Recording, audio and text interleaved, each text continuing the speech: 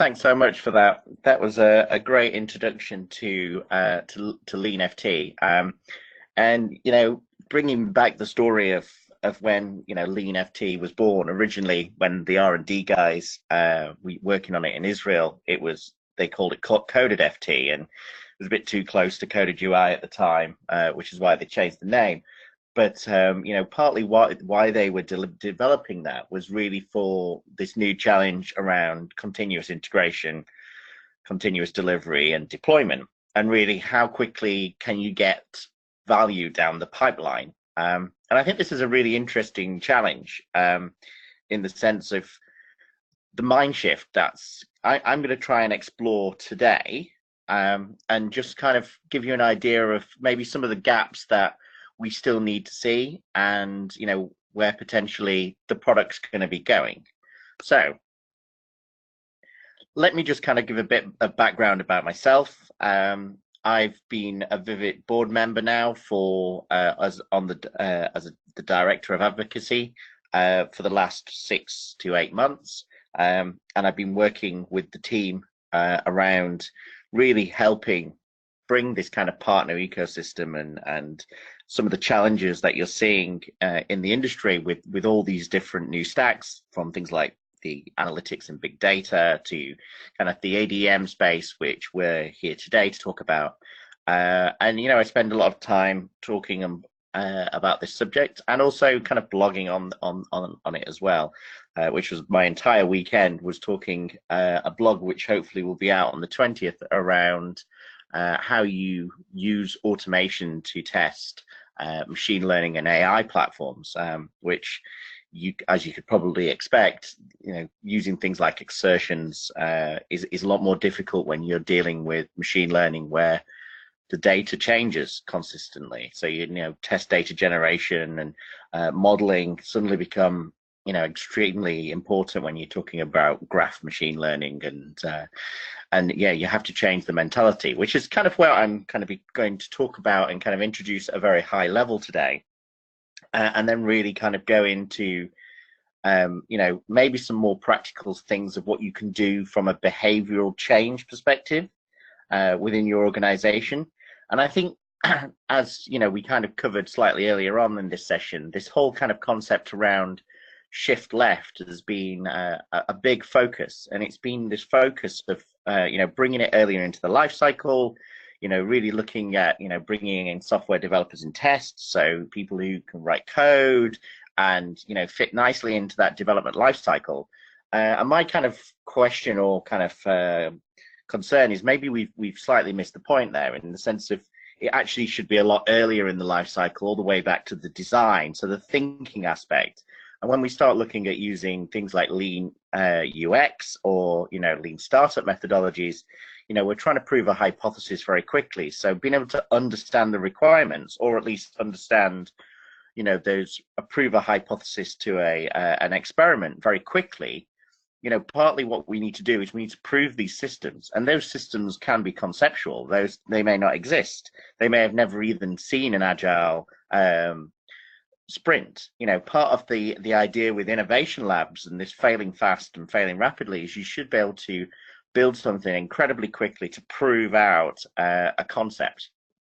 And then on the other side of it, which I think is equally important, if not more important, is the shift right. And I kind of agree that potentially what we're looking at is this business process kind of BPT kind of view of the world, which kind of was inherited from the Mercury days, and Test Director and Quality Center bringing in kind of these jigsaw pieces of business processes, which is incredibly true if we look at how the industry is moving towards business process automation. Is that, yes, it's important for businesses to be able to chain together their processes and what they're doing. So I know that's a lot of information to start, and I'm kind of just wanting to kind of tease you in the idea of what are these kind of challenges that we're going to potentially be looking at, and how does that make things different. A lot of the stuff that I've been testing, and some of the stuff that I've been doing today, actually, ranging from complex event processing on the left hand side, you've got autonomous vehicles, car to X, vehicle to X, infrastructure to X, dealing with smart city projects. These things take a new way of being able to test things. And, I give an example around smart cities and IoT. This is where suddenly LeanFT becomes incredibly important. Selenium is great when you're talking about testing web-based browser proxy kind of headless mode. That's absolutely fine. If it runs through a browser or, it's an API, it's a different thing. Part of it is you need to be able to understand how you deal with applications that don't have front ends anymore. And that's, the IoT landscape where you've got to be able to interact with hugely complex ecosystems with a whole stack of data and data lakes and machine learning and information coming out from neural nets. Now, this is a very different view of the world than what potentially we're all very comfortable with in the UI space. So the question really comes back to, is it just shifting left? Is it getting earlier into the design phase, or is it more about after the deliver phase? And this is again something that Micro Focus has been phenomenal at for many years. The APM space, or the application performance management area, was really around how do we learn what actions are actually happening with our users. And once we know what actions are happening with our users, we can kind of predict their users and the behaviors of those users and adapt our systems to be able to respond to that, whether that's creating new features or functionality. But what that is feeding back into the life cycle as a continuous learning process, not a end-to-end process, which we used to see from your V model traditional waterfall. But even now with this DevOps, it has an end, and the end is the ops side of things. My question is, where's the learning coming out of operations and coming back into that design aspect? And that really changes the way that we develop software and also how we leverage these tools, which is why I'm going to be talking a little bit about how you can use things like LeanFT within this life cycle, even though, traditionally you wouldn't think it would be able to. So, I've just seen Joe of Test Talks just interview Iran, who was a co-writer at the Digital Quality Handbook. And for those guys who are, trying to pick your favorite harness, whether that be the quantum framework, whether that be Serenity, maybe you've started using Puppeteer to do headless, starting with Docker, whatever your approach is to continuous adaptive testing, I'd definitely recommend checking out that book, the Digital Quality Handbook. There's a whole stack of people from Microsoft, Google, all talking about how they approach continuous quality or continuous testing. So if you're trying to get to that, how do you actually implement DevOps? I highly recommend that. And, I do cover in one of the chapters around how you potentially deal with testing complex systems and, this new landscape of machine learning and AI. So I'm going to kind of throw out some kind of interesting kind of concepts here, which like I said, there's a blog coming out on the 20th, which will hopefully support that. We've seen a whole stack of variations around DevOps and test ops, and I think we've kind of done that, if to anything, to death. I've seen a push from the other side, which was this kind of ops dev kind of approach, where people were looking at bringing in RPA tools, intelligent process automation, to really think about how operations has been dealing with these kind of similar automation tasks with other tools like UiPath, Jidoka, or something like VIP, Visual Integration Processor. Part of it is those tools that have been there to actually chain together operational technology have been built in a very different way to the tools that we're talking about today, like LeanFT, which came from a whole heritage of UI tools, starting off with things like XRunner and then WinRunner, moving to QTP or Astra Quick Test, and then literally onto what we're seeing today with the QTP and UFT and now LeanFT. And, hopefully we'll get into, why those tools are still incredibly important, but also how this shift towards RPA, the robotic process automation, also joins in the middle. So what I'm going to kind of throw out there, which I know a few of the Micro Focus have talked about with the big data analytics pillar, which they've got, is this kind of AI operations. So, if organizations now have a 2020 strategy, DevOps might have been in their 2018 strategy, but definitely AI is in their 2020 strategy. They're going to be starting to build products with AI on them and also systems are going to be powered by AI. And this is an interesting one because there is already tools out in the market in the APM space that use machine learning and AI, whether that to be looking at security and being able to, do predictive and detect before they happen incidents. This is an understanding and obviously a good use case for AI in this space, but also it's around how you get AI solutions into operations. And actually today I've been with a client who's trying to do just that.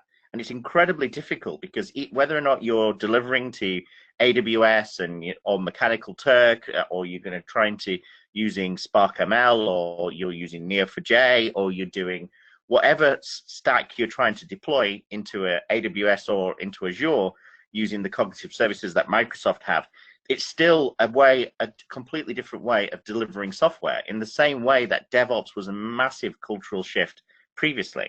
And I think this is why it's important to reframe and rethink about what the future might look like, and how you've got to learn maybe different tools and different skills to actually be still relevant in this area. So that idea of being less reactive and being more predictive has been something we've talked about. And predictive analytics was in there for a long time. It was all around, we need lots of data. One of the founding principles of building the Octane and platforms were really about how do we get more data in there about the pipeline, be able to start predicting failure before it happens, so we can catch this stuff earlier, but also understand how much extra work there is, and whether or not you're using something like SonarQube to do that at the moment, or you're starting to build this kind of knowledge into the products. And I know there's a lot of release automation tools that have started bringing in this kind of capability. But being able to understand and predict is incredibly important, in the same way as not just failing, but failing forward is also important, about how you can self-heal code, self-heal tests, self-heal platforms or infrastructure. These are all going to be new challenges which you have to deal with. So I bring in the kind of the augmented intelligence, because I don't think artificial intelligence is ready at this moment in time. So it still requires a human to be involved with this, in the very similar ways that drones started off being piloted by people and eventually got the ability to be able to fly themselves, the same as autonomous cars learned from how the patterns people were doing with driving on roads, and then you now can go and buy a Tesla X, which will drive down a road. So part of it is we've got to train these systems, which means that we also have to teach them. And so looking at testing at every single stage, whether that be configuration as code, infrastructure as code, platform as code, whether that's looking at your YAML scripts and wrapping around tests within those scripts, you have to think about the pipeline, what you're releasing down, but you also have to add value at each stage. So, synthetic tests in an operational sense is, completely makes sense to make sure systems are working and reacting as they should be, all the way back to your comprehensive unit testing and code coverage techniques that people have been doing for decades. It's all important. And what I see a lot of is the disappearance of deployment teams and the DevOps infrastructure engineers coming in, or your release train engineers, not really being able to deal with the amount of pace and technology that's potentially coming down this pipe. So the idea of being able to deliver enterprise grade AI platforms into operations is incredibly hard. And when I sat down with the CEO the other day, who's building an AI platform for an industry vertical, partly what they want to be able to do is create value, and the AI has to create value, but it also has to be based on evidence. So it has to be able to, be able to do things like forensics, to be able to understand why the decision was made, in the same way that we would have to test these algorithms to make sure that the hypothesis is correct. And that might be with different sample training sets, data sets. That might be with huge data or synthetically generated data, which could in theory have things like cognitive bias. So it may lean towards one particular type of usage pattern to another, or a different type of gender, or a different type of buying habit. We've got to be able to synthetically generate realistic data that actually allows us to train incredibly powerful and complex algorithms. So suddenly this is incredibly hard. And what we've missed is what's already there in the real world. So the huge amount of untapped data from all the operational side of things around digital experiences, around handoffs between different transactions, whether that be M2M, so machine to machine, or it could be one system talking to another system through a REST or whatever, or a bot to bot experience, whatever that might be. They're all transactions that you need to be able to realistically generate and test within your labs. So this is a really big challenge, is how do we start moving into this as an experiment kind of area where you can trust the evidence that's coming out of the experience, the digital experience from operational sense, whether that be mobile, maybe it's Alexa using your virtual personal assistant, maybe it's your car, whatever it may be. How do you take that and model those interactions so you can visualize them and then predict what will actually happen? And this is a big challenge, and data visualization and being able to test in those environments is incredibly complex. And there is these tools that are already out there, so I'm not trying to say throw everything away. I'm kind of just setting up the understanding that you need to start playing across all of these different areas. When I sat down with the CTO of Micro Focus, partly what they're trying to do, and all the other large scale organizations are doing the exact same thing, is they're trying to build that sharing of metadata across the layer. So creating that domain or not domain specific language that understands the data between each one of these systems so that they can interact. So yes, it may still look like it's a sequential linear process, but actually all of these tools, whether they've been come through acquisition or they've been built by a team that use different technologies, like Octane, for instance, they need to be able to take metadata from their quality center product, from their ALM enterprise products, and be able to share that data to provide insight, which means it also needs to be able to connect to Storm Runner Functional, Load, and Mobile Center. Part of that is, whether or not you're using LeanFT to actually generate Storm Runner Functional and it's running it in a Docker container in the Micro Focus cloud, or you're running that local Docker in your Cube kind of setup or your local dev machine. It needs to have data which it can use, whether that's data that it's using for non-functional, so it's trying to understand the performance from a user experience perspective, or whether or not it's actually capturing any of the additional information that it needs and metrics, so that it can actually start building more realistic pictures around what the actual experience you're delivering to your customer. So there's tools like ALM Prismera, which is building on top of Octane and the other stacks to start bringing in this machine learning. So this stuff will start stepping forwards in the same way that before ALI, which was the application lifecycle intelligence, used to connect these products and sync them together like Agile Manager and QC, so that you could start getting and creating more realistic information and insight to make better decisions about what you're trying to do. So I've been using, for one of my customers at the moment, I've been using LeanFT, which is incredibly powerful. There's some really good recommendations kind of came out of the first half of the presentation. I definitely go and look at the LeanFT SDK. You can go and download that on GitHub at the moment. Obviously the link on here has got the Docker Hub, where you can pull down the LeanFT. There's one for Chrome, there's one for Firefox. You can just deploy that locally if you've got Docker for Windows or Docker Toolkit, or you're running any kind of Linux environment. You can quite easily deploy that. You can build your own and pull down the individual components.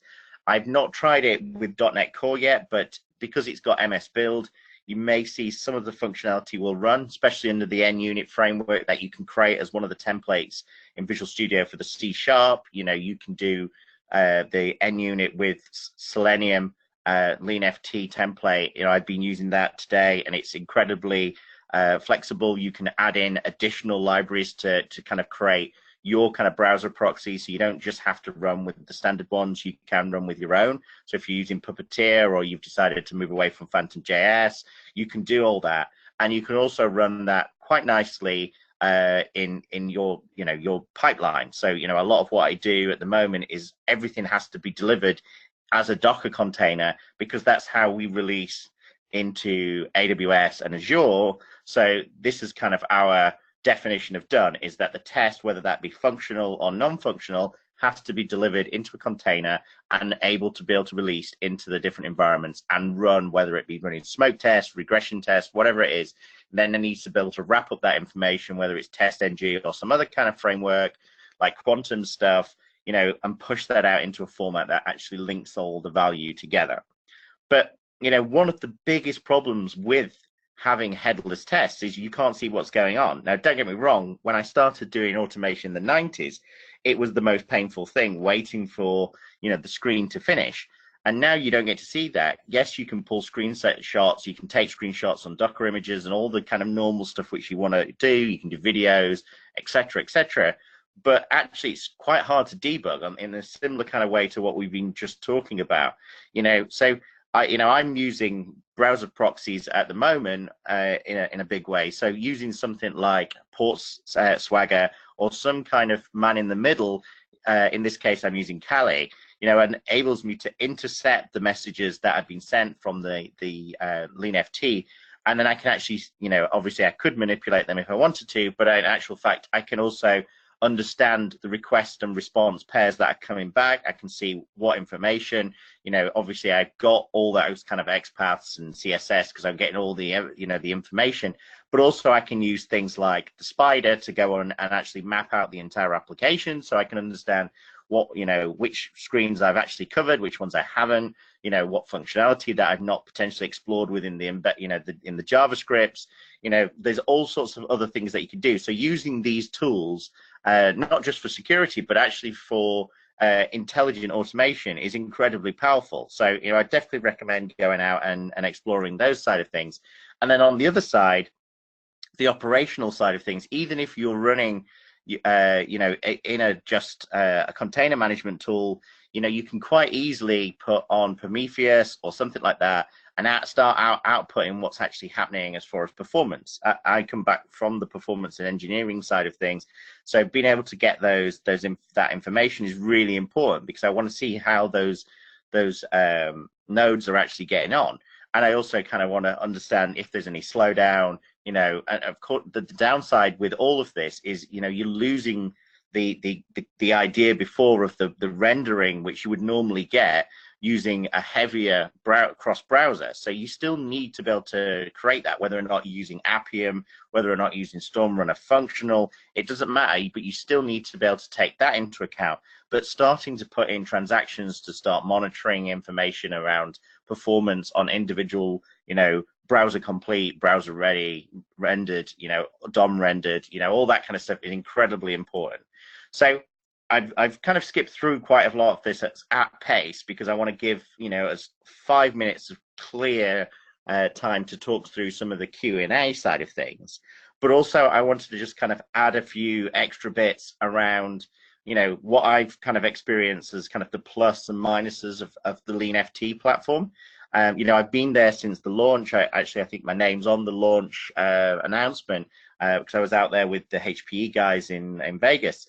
And part of it, like I said, part of the end delivery was really about it being able to go through this entire pipeline with, into a container, which it's done very well, support more enterprise tools, and platforms, not just browsers, which it's done really well. I think, the guys have got it nailed in that side of things. One of the big questions that I've always kind of said, it's really important, and Firebug is great at getting XPaths, and there's other tools on the market that have great spy tools as well, but actually having something that natively supports Selenium and exploring Selenium in a W3C way is really a differentiator as far as I'm concerned, because yes, there's other tools, but we know that unfortunately the original Selenium builder, the guy unfortunately didn't continue it. They're rewriting it. It doesn't have the same exporting functionality. It's a lot more cut down, doesn't support the latest version as well. There's a lot of challenges around there. So finding a tool, a spy tool that can actually interrogate items is incredibly useful. Now it's got support to be able to to actually capture a number of different DOM items at the same time. You know, you can do the page model stuff that if you want to implement that, you know, that's great. I'm still a little bit concerned about how they're not using a centralized object repository store. So, you know, it makes sense to have an object scanner which scans through, discovers what's the difference in change, and then deals with it in a centralized as code kind of test automation as code perspective, or test repository as code, because it needs to be able to understand, based on the branching strategy, you know, a moment in time with the data and the builds and the components, what that DOM looks like compared to the previous version, and should be able to switch back the DOM. Equally, when people are exploring it, they should also be able to understand if other people are adding items at the same time, how they can collaborate together, because DevOps and methodologies like this are around collaboration. So I definitely want to see them be able to move towards more of a collaborative object repository store as checked in as code, and also the fact that it should be able to run natively in a browser, not as a standalone app. It is very slick, don't get me wrong, but it needs to get into, you know, that browser plugin kind of state to make it really lightweight, which I know is really difficult. The code generation from it seems really powerful. You know, overall, I'm impressed. Of course, you need to be able to do more, test type agnostic. So it doesn't just want to be able to do UI. You want to be able to also do, you know, performance and API, and, you know, potentially start integrating with the, you know, the tools like that Shunner requisitions, the service virtualization tools, you know, the lifecycle virtualization tools. You know, there's a lot more it needs to still do. It's still got to catch up on some of the object recognition stuff and the image recognition stuff, because, you know, there's a lot of OpenCV platforms now that are using computer vision, which you need to identify metadata that isn't just in the DOM structure. So, you know, they've got there's a lot of good things, and I think there's a lot that they need to focus on. But, you know, I just wanted to kind of throw that out and say, exciting times ahead. We've now got to prepare ourselves for the next generation of continuous testing. So with that, I'm going to pass back to Chris, and he's got a little bit more housekeeping stuff to go, and then we'll go into questions. Well, thank you very much, Jonathan, and thank you, Daniel, for all your great information today. Just a reminder, I go through this last bit, that we have time to still get in some Q&A. So if you have questions, get them in the question pane while we go through this. A reminder for the 2018 Cybersecurity Summit in Washington, D.C. There's a register link found here and also on the Vivit website, where we'll have one of our board members, Chris Carpenter, and some of the Vivit staff, Terry, joining for some, you know, booth time to chat with us, to learn more about Vivit. Please even consider stopping by and signing up to volunteer to be involved in SIG Talks as well. I think that's the final slide. So let's get into some Q&A. Also forgot, sorry, upcoming webinar this week on the 13th for steps to achieve data-driven culture with analytics in ALM using Total View. So please consider signing up for that later this week. So one question that came in regarding UFT and Selenium for Daniel or Jonathan in this case, and that is, what advantage does UFT bring on top of Selenium for web tests?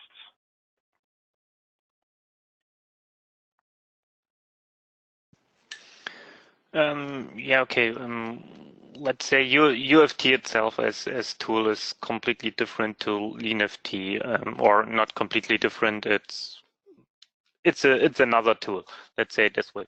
And why one should consider to use LeanFT is considering web tests. It's LeanFT itself brings out of the box some point that Jonathan mentioned, with you can build an object repository. It's called application model, I think, in LeanFT, where you can really structure your application in an own class, and then just reference to this class in without using page object patterns and writing down your code itself. but you can just click at a new element, and then you have this in your class as similar as in UFT with an repository object.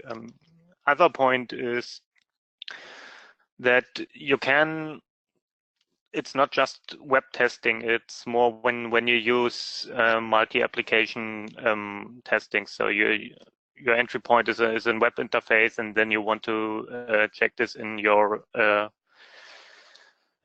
host backend or in your Java application that is that the middle office is using. You can create test cases that can do both in one script without switching tools, without switching languages, and you can implement them seemingly straightforward. I think that the main purposes or main advantages for using LeanFT, it's that it's open for more than just web.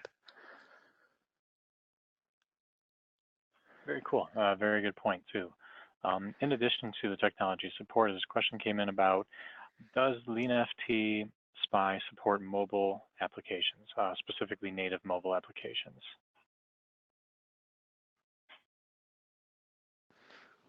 Okay, I think I take this one again. So I think for this Selenium for LeanFT, it does not, but the LeanFT basics SPI, it takes mobile applications. It can integrate with Mobile Center, and then when you have your Mobile Center window open, you can spy applications on your mobile devices, also native or IO or OS elements and so on. It's also capable of doing, I think, soft buttons and some of the hard buttons. So it's more or less the same functionality that UFT brings into mobile testing. I think LeanFT has the same possibilities or the same points that they can do.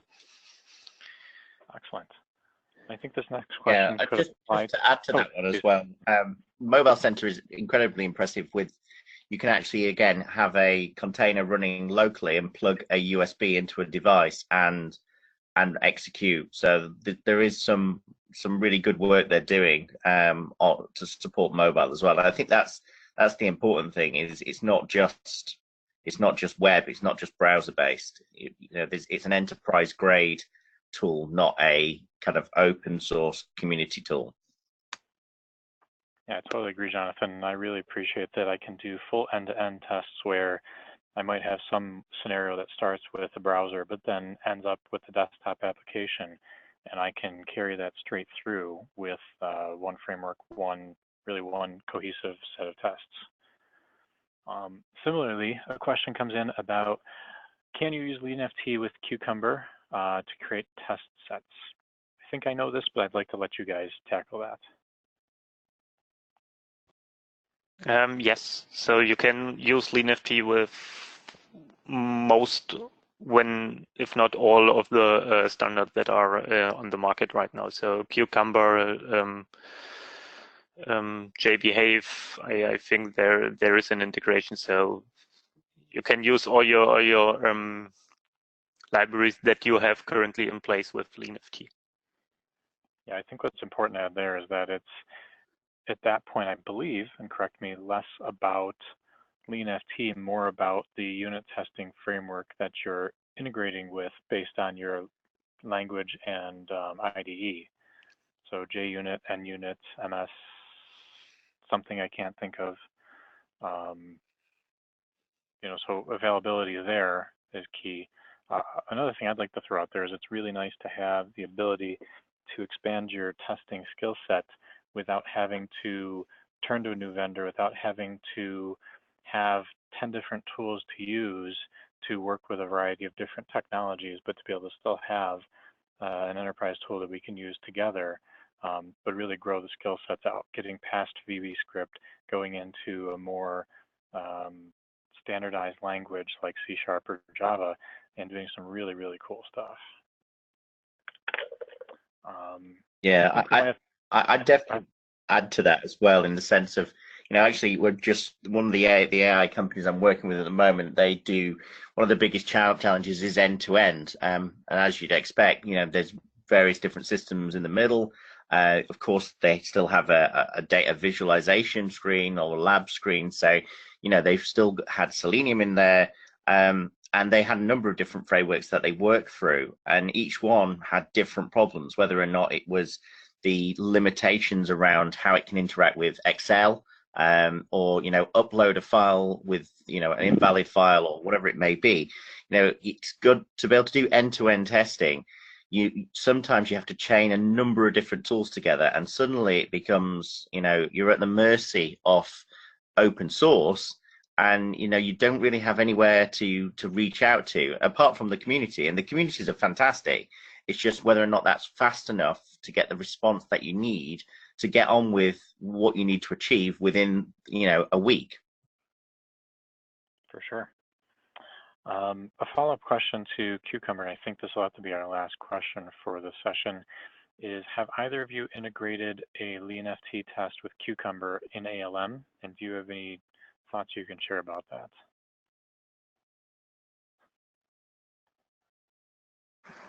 I can talk about SpecMap, which I've used but unfortunately it's within Visual Studio Team Services and TFS, but it's very similar. You can create your executable specifications within whatever your application lifecycle management tool is, and then you can just call the actual script execution.